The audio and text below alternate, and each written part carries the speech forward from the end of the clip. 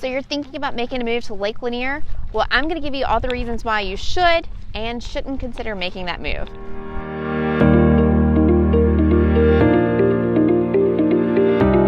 Hi, I'm Sarah Maslowski with KeyPoint Homes by Sarah, and I'm a local real estate agent serving the Northeast Georgia, Atlanta area, and I too live on Lake Lanier and recently made that move, and I'm going to share with you some of the benefits and the cons that we found with living on the lake. One of the main benefits that we found living on Lake Lanier is, well, the easy access that you have to your dock. If you enjoy getting to spend time on your boat and enjoying water sports on the weekends, well, it's simply right in your backyard, and you could not have an easier trip to your boat than directly out your back door and down to your dock. We love being able to quickly get on our boat and out onto the water, especially with our busy, hectic lives. The time that we save not having to store our boat at a marina, drive to the marina, haul our stuff to the boat, unpack our stuff, put it in our car, go back to our house, well, you can see how that time adds up. And also, not to mention the headache if you're having to constantly take your boat on and off the trailer and into the water at one of the many boat ramps that we have around Lake Lanier. It's simply all at your fingertips right in your backyard. Another benefit that we found to living on Lake Lanier is that we found that we enjoy the lake more because we have more access to it.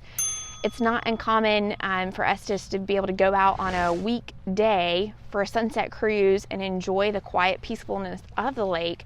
And also, we find that we are squeezing more lake time in between our busy, hectic schedules because it's just so easy to get down to the water and enjoy the boat. Not only do we find that we enjoy the lake more throughout the week, but also year round. Prior to living on Lake Lanier, we would never go to the lake on the weekends during the winter or fall months. But being on the lake, well, we found that it's so enjoyable, so incredibly peaceful to go out there and enjoy the lake, and you practically have the lake all to yourself. I cannot tell you how great it is to have the lake right in your backyard. Another thing I enjoy about living on Lake Lanier is getting to enjoy nature. You would not believe the amount of animals that we always see in our backyard living near and around the lake. We have deer, bunny, there's groundhogs, and we even have beavers, which are actually very helpful because they help take down some trees and give us a better lake view throughout the year.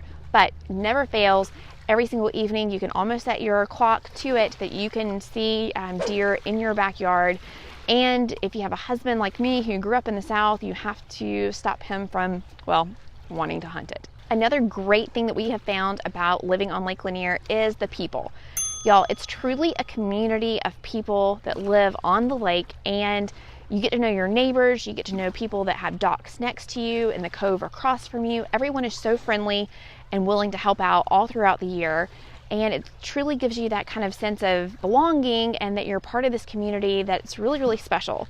There's also Facebook groups. There's one popular one called Lake Lanier Dwellers. You can only be a part of that Facebook group if you actually have a house on Lake Lanier.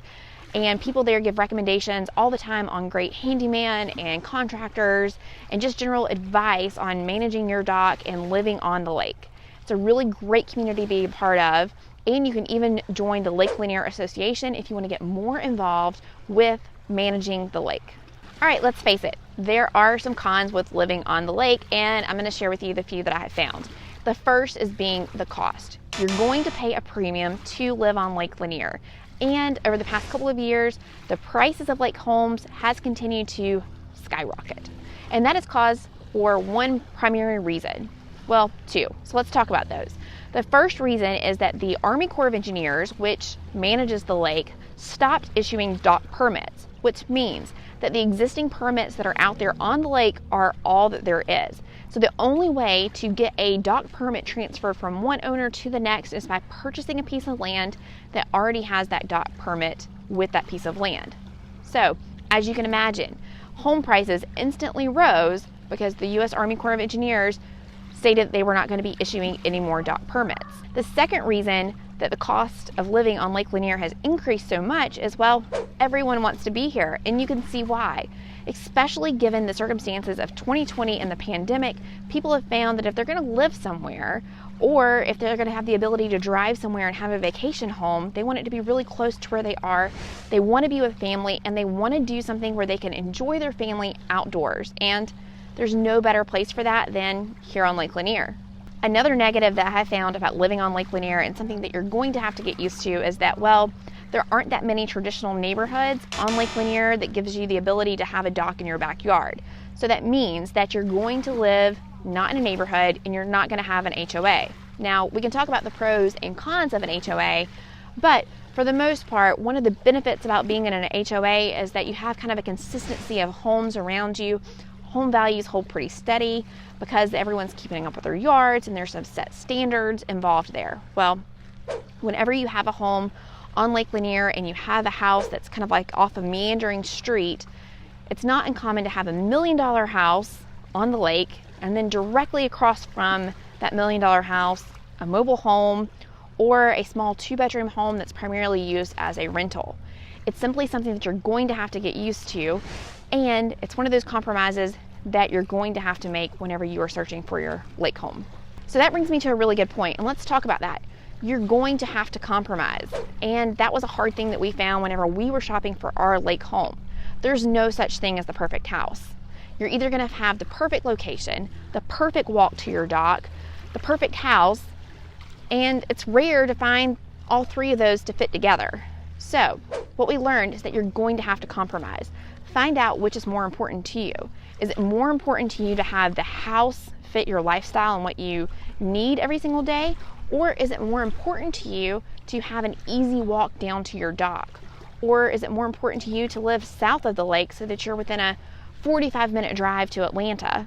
Or can you give that up and live on the northern part of the lake up in Gainesville or Cumming and have a longer drive but have a better house?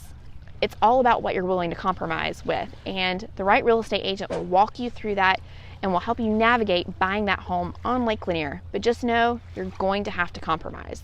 All right, my husband and I learned this next lesson the hard way, and that is managing your dock. That was something that we had to learn whenever we purchased our lake home, and that was how to manage our dock.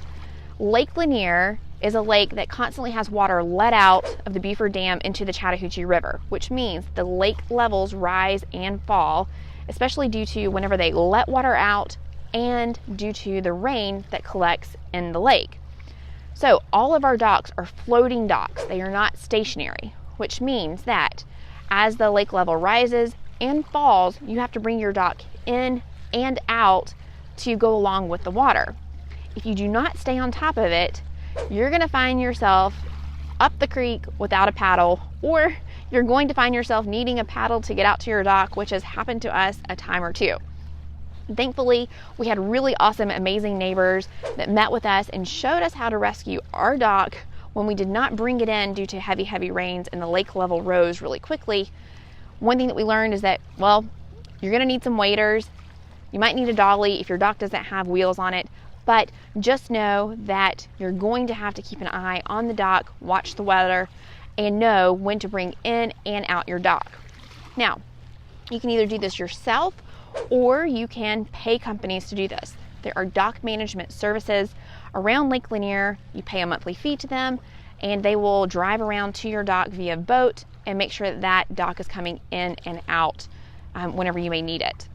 Another thing to note, though, is that if your dock is on deep water, you're not going to have to deal with this issue just as much. So that kind of goes back to compromise. You're always going to have some benefits and cons no matter where you are on the lake and what type of lake house you buy. But definitely living on deeper water means that you would have to manage your dock a little bit less. The last con that we have discovered about living on the lake is taxes. Now, we talked about that living on the lake is a little bit more expensive. What we also discovered is that your property taxes are impacted by living on the lake. Now, while technically you aren't taxed more for living on the lake, the way that they calculate your taxes, depending upon which county you live in, is drastically impacted. For example, in Hall County, which is where I live, your property taxes are calculated in part due to how many linear feet you are along the shoreline of Lake Lanier. So while it may seem like a really great benefit to have 100 feet of Lake Lanier front footage, just be wary and mindful that that's directly going to impact your property taxes. It also impacts your property taxes based on where you are on the lake, if you're in a cove, if you're over deep water.